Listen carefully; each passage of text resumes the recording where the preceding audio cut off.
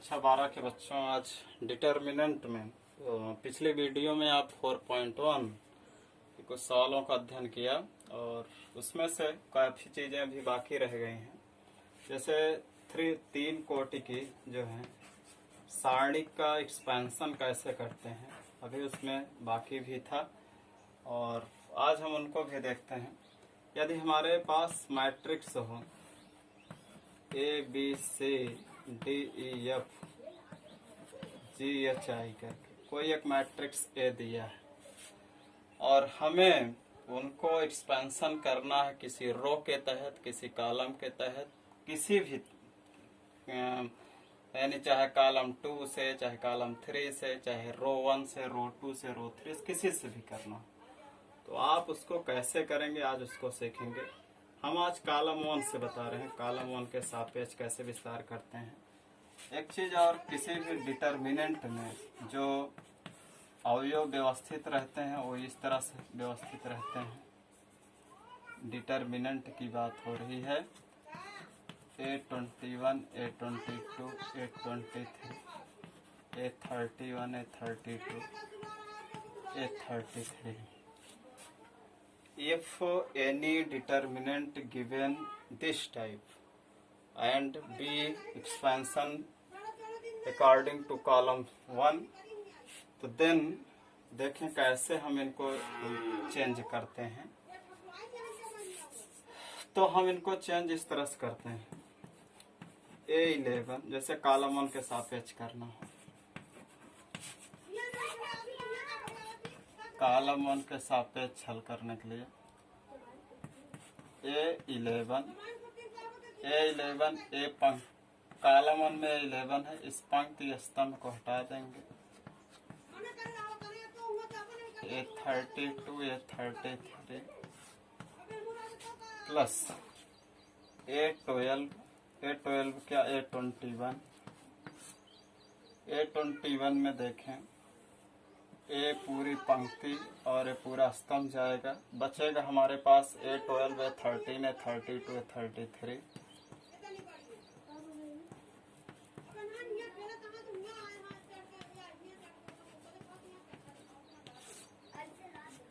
Plus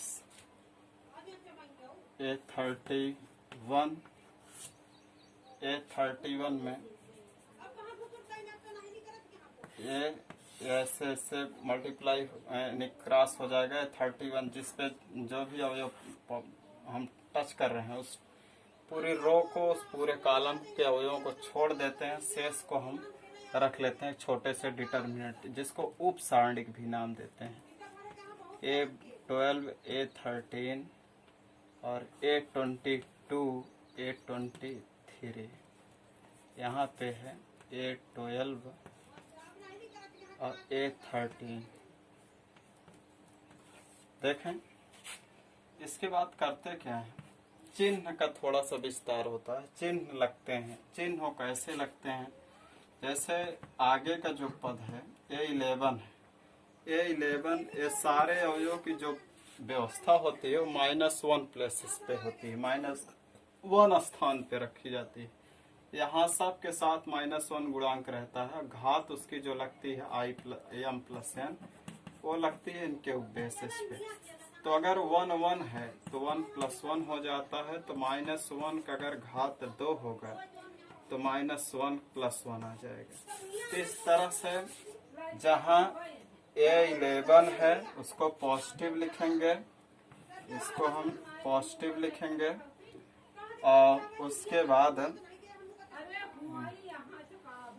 बाद अब हम इनको पूरे तिरछा ऐसे मल्टीप्लाई कर लेंगे। A22, A33 minus A23, A32, A21 है। 1 में देख रहे हैं आगे का ही जो डिजिट है उसी पे डिपेंड करेगा। A21 है, 2 और 1 को जोड़ेंगे तो 3 आएगा। ऋण 1 घात 3 लगाएंगे, जब ऋण 1 घात 3 लगाएंगे तो -1 आएगा, तो यहाँ माइनस लगेगा। A21 और फिर इसमें चिन्ह से कोई मतलब नहीं, तिरछा गुणा करेंगे। पहले इनको गुणा करेंगे A12, A33 minus A13 A32 और फिर लास्ट में इसको आप यहाँ देखें A11 A22 23 33 A23 A32 21 A12 A33 minus A13 A32 और इसमें देख रहे हैं 3 1 4 हो रहा है। 4 यानी सम संख्या। सम संख्या जब आप इतना याद रखें विषम संख्या हो अगर आगे का डिजिट तो निगेटिव चिन्ह लगाएं और अगर सम संख्या आ रही है तो पॉजिटिव चिन्ह लगाएंगे प्लस 31 और फिर इनको भी मल्टीप्लाई करेंगे A12 A23 minus A13 A22। यही इसका पूरा कॉलम 1 का विस्तार हो जाएगा। इसे शॉर्टकट में लोग कुछ और भी तरीके से व्यक्त करते हैं।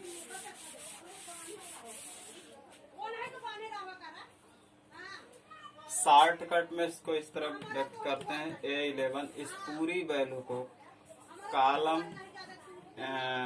कॉलम चाहे करें चाहे यम से व्यक्त कर देते हैं M11 प्लस A21। यहाँ माइनस नहीं, माइनस तो अब हम जान चुके हैं कि माइनस क्यों लगता है तो माइनस को हटा के लिखते हैं plus A21 M21 plus A31 M31 के इस तरह से किसी भी कॉलम का विस्तार या किसी भी के रो का विस्तार इसी पे डिपेंड करता है। आगे हम देखें कुछ और चीजों का एक्सपेंशन हम आपको दिखा रहे हैं। जैसे मान लीजिए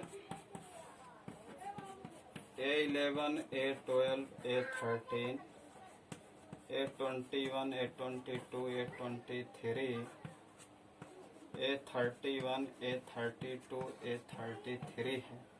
अगर हमको कॉलम 2 के सापेक्ष विस्तार करने के लिए कॉलम 2 के सापेक्ष कह रहा है, कॉलम 2 के सापेक्ष विस्तार करके लिखिए। तो कॉलम 2 आप देख रहे हैं, कॉलम 2 के सापेक्ष विस्तार करेंगे। कॉलम 2 में पहला अवयव क्या है A12 है तो इसके साथ M12 आना है प्लस A22 है तो इसके साथ M22 आएगा। एक छोटा सा माइनर जिसको कहते हैं minor determinant, M for minor determinant यानी उपसारणिक आएगा, डिटर्मिनेंट का उपसारणिक आएगा।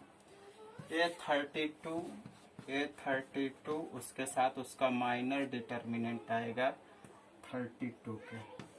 अब बात आती है कि यानी हमें सूत्र किसी भी रो का किसी भी कॉलम का अगर लेना है पहले उस कॉलम में कौन कौन अवयव हैं उसका उस कॉलम में कौन कौन अवयव उसका पहले अवयव, उसके बाद उसका माइनर डिटर्मिनेंट जो है उसको लेना पड़ेगा। जैसे 12 जब हम पकड़ेंगे तो इस पंक्ति इस स्तंभ को छोड़ देंगे तो जो बचेगा ये सब उसके माइनर डिटर्मिनेंट है। A22 पकड़ेंगे तो A पूरी पंक्ति स्तंभ छूट जाएंगे तो जो बचा कुचा है वो उसके माइनर डिटर्मिनेंट होंगे। A32 पकड़े तो जिस पंक्ति में है उसको छोड़ दें, उस स्तंभ को छोड़ दें, जो भी कुछ बचेगा उसका माइनर डिटर्मिनेंट है। तो किसी भी कॉलम के सापेक्ष विस्तार करते वक्त हम इस सूत्र को याद करें। जैसे हम कॉलम 2 के सापेक्ष विस्तार कर रहे हैं तो A12 फिर उसका माइनर भी चाहिए, A22 उसका माइनर डिटर्मिनेंट चाहिए, A32 उसका माइनर डिटर्मिनेंट, तीनों को जब जोड़ देते हैं तो उसके बाद हमको उस सारणी का वैल्यू आ जाती है। तो एक चीज और भी देखते हैं, जब हम माइनर डिटर्मिनेंट रखने लगे तब हमें चिन्ह की जरूरत होगी। जैसे ये 12 है, 12 पॉजिटिव है या निगेटिव है तो देख रहे हैं 1 2 यानी जोड़ने पे विषम आएगा तो इसके आगे माइनस चिन्ह लगा के तब हम M12 की वैल्यू लिखेंगे। A22 सम संख्या लाएगा तो A22 इसका माइनर डिटर्मिनेंट लिखेंगे। फिर A32 या 3 2 5 विषम संख्या यहाँ माइनस चिन्ह लगेगा और फिर उसके बाद उसका माइनर डिटर्मिनेंट लिख करके माइनर डिटर्मिनेंट लिखने के बाद कोई जरूरी नहीं है कि हम पूर्व के डिटर्मिनेंट के रूल को लगाएं, सिर्फ तिरछा तिरछा गुणा करके घटा देंगे, घटा के आंसर लिख लेंगे। तो देखते हैं, इस तरह से हम एक और बताए आगे, और हम थोड़ा सा विस्तार कर रहे हैं। ये चीज ध्यान रखना है, जब हम ये फार्मूला लिखें तो सब प्लस में ही लिखा जाएगा। वो चिन्ह किसके अकॉर्डिंग लगता है, इस आगे वाले फैक्टर के, को फैक्टर जो उसका आगे जो गुणांक है उसके तहत लगता है। A12 है तो निगेटिव देगा, A32 है निगेटिव देगा, 22 है जोड़ने पे सम आ जाए तो पॉजिटिव, जोड़ने पे भी सम आए तो निगेटिव चिन्ह लगाना है। और देखें एक हम, जैसे कोई मैट्रिक्स दिया है, मैट्रिक्स करें, कोई डिटर्मिनेंट दिया है A11, A12, A13, A21, A22, A23, A31, A32, A33। अब हमको कॉलम 3 के सापेक्ष, कॉलम 3 एक आप समझें, उसके बाद सबको भी निकाल सकते हैं। कॉलम 3 के सापेक्ष ए है, कॉलम 3 है, कॉलम 3 ए है। तो इसमें हम क्या क्या अवयव देख रहे हैं, A13, तो इसके साथ उसका माइनर भी चाहिए, A13 माइनर डिटर्मिनेंट, फिर A23 उसका माइनर 23 चाहिए, A33 उसका माइनर 33 चाहिए। चिन्ह की बात है, चिन्ह कहाँ पॉजिटिव लगेगा कहाँ निगेटिव लगेगा वो बात की बात है। अब देखो इसी को हम विस्तार करते हैं। A13 3 एक जोड़ने 4 आ रहा है, 4 सम संख्या है, सम संख्या पॉजिटिव। माइनर 13 कहाँ होगा, A13 है, इस पंक्ति इस स्तंभ को समझें, उनके अवयवों को ना समझें, जो बचे हैं उनको हम लिखेंगे A21, A22, A31, A32 plus A23। 23 देखें कि 3 2 जोड़ने विषम आ रहा, तो यहाँ चिन्ह क्या लगेगा, निगेटिव, और निगेटिव लगेगा तो 23 की वैल्यू M23। अब हम देखें 23 हमारा कहाँ है, 23 हमारा A है।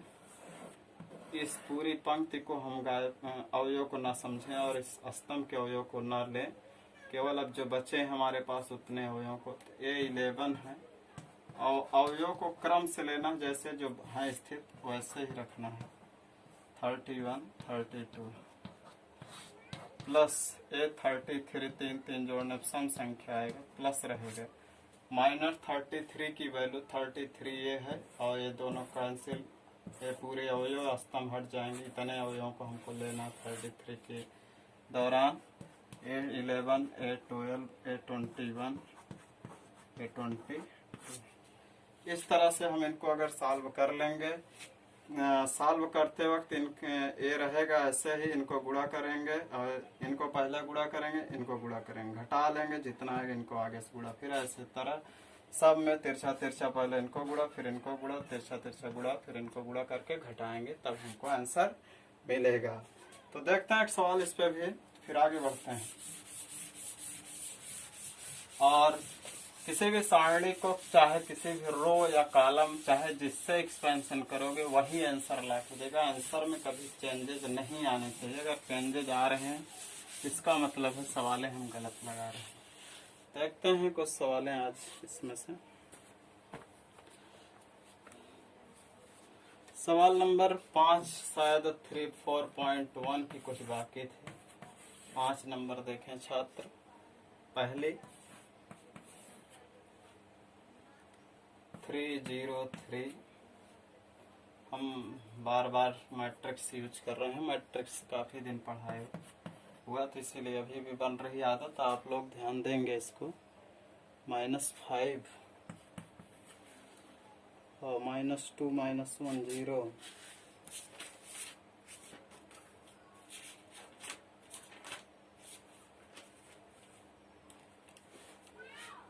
-5 -2 -1 0, ये सवाल है। अब हमें कह रहा है सारणिक के मान ज्ञात करिए, चाहे जैसे ज्ञात करिए। तो हम किसी भी कॉलम से वैसे देख रहे हैं रो 2 में मात्र एक ही डिजिट है, चाहे तो हम रो 2 से लगा दें तो बहुत जल्द सवाल लग जाएगी, क्योंकि उसमें 2 अंक 0 हैं और बड़ी आसानी से लग सकती है। लेकिन हम किसी भी सापेक्ष चूंकि हल कर सकते हैं, तो रो 1 के सापेक्ष पहले विस्तार कर रहे हैं। रो 1 के सापेक्ष विस्तार करने पर रो 1 में पहला प्लेस क्या होता है, A11, तो इसका M11 चाहिए, प्लस A12, तो इसका M12 चाहिए, प्लस A13, तो इसका M13 चाहिए। M का मतलब है सहखंड, उसका माइनर डिटर्मिनेंट। A11 क्या है, 3 है, इसका माइनर 11 क्या होगा, इसका माइनर 11 3 जिसमें उस पंक्ति के सारे योग छोड़ दीजिए, 3 जिसमें उस स्तंभ को छोड़ दीजिए, तो हमारे पास है इसका 0 -5 -1 0 प्लस A12 में है -1, इसका माइनर क्या होगा, ये पूरी पंक्ति हटेगी तो इसका माइनर आएगा इतना। A13 तो इसकी वैल्यू है -2, इसका माइनर होगा तो इतना कट जाएगा 0 3 0 -5। आगे देखें, बराबर। अब बात आती है चिन्ह की, चिन्ह कहाँ कहाँ चेंजेबल होंगे, कहाँ नहीं होंगे। A11 है तो एक एक जोड़ने पर सम आएगा, सम है तो पॉजिटिव ही रहेगा, 3 पॉजिटिव। इनको हल कर लेते हैं, 0 0 में 0 माइनस लगेगा, 5 1 कम ऋण 5 1 कम +5 आएगा, लेकिन बीच में माइनस लगता है। यहाँ देखें A12 का प्लेस था, A12 खुद ही निगेटिव था, लेकिन एक प्लस जो है भी प्लस नहीं रह जाएगा, निगेटिव -1, और इनको हम मल्टीप्लाई करेंगे तो क्या आएगा 0 0 में 0। जब गुणा कर लेते हैं तो डिटरमिनेंट हट जाता है, 3 1 कम 3 -3, तो माइनस माइनस +3 होगा। और इधर -2 चेक कर लें कि माइनस यहाँ तो नहीं होगा, 3 1 4 4 सम संख्या तो यहाँ प्लस ही रहेगा, तो ऋण धन गुणा ऋण 2। अब इनको मल्टीप्लाई करें, ऋण 5 0 में 0 -0, तो 3 0 में 5 घटेगा, -5 माइनस माइनस +1 3 -2 और 0, -5 3 15 +3 2 0 में 0, और ऋण 15 में 3 जुड़ेगा तो -12 आंसर। इस तरह से हम किसी भी कॉलम के सापेक्ष किसी भी को विस्तार कर सकते हैं। तो जरूरी नहीं है कि मैं जिससे लगाया हूँ आप उसी से लगाएं, किसी भी कॉलम को किसी भी रो के साथ। यहाँ देखें थोड़ा सा एक चीज, A11 तो उसका माइनर 11, A12 उसका माइनर 12, A13 उसका माइनर 13। पहले हम सब में प्लस लगाएंगे, लेकिन जब A11 लिखने लगे तो 1 1 2 सम है तो A11 का स्थान रखें। A12 भी रख लिए, लेकिन देख रहे हैं 12 चूंकि जोड़ने विषम आएगा तो यहाँ प्लस की जगह हमने क्या कर दिए, माइनस कर दिए। A13 3 1 4 प्लस है तो प्लस ही रहेगा, लेकिन इनके कारण माइनस प्लस गुणा माइनस हुआ। और मैंने कुछ किया नहीं है, डायरेक्ट तिरछा तिरछा गुणा किया सभी माइनरों को, और आराम से उसका कैलकुलेशन आया है। आप वीडियो को इसको बहुत अच्छे से ध्यान से देख करके करेंगे। एक और सवाल हम बताते हैं इससे।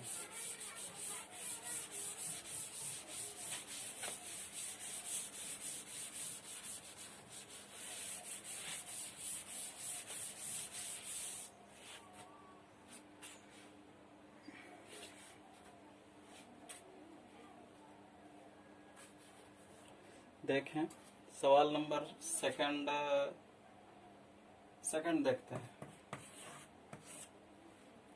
डिटर्मिनेंट 312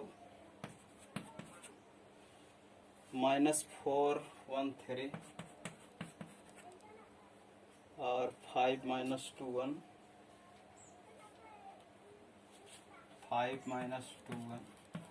इतना है।